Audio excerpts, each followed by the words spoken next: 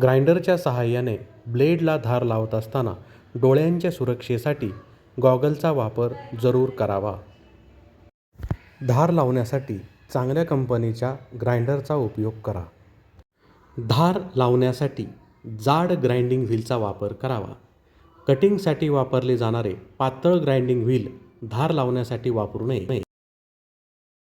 ब्लेडला मशीनवरच धार लावण्यासाठी grinding wheel हे ग्राइंडरला नेहमीपेक्षा उलट्या पद्धतीने जोडावे लागते.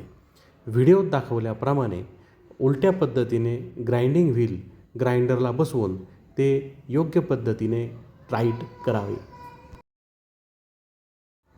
अशा प्रकारे ग्राइंडिंग व्हीलची ग्राइंडिंग करण्याची बाजू ही ग्राइंडरच्या आतल्या बाजूला आली आहे असे आपल्याला यामध्ये दिसते.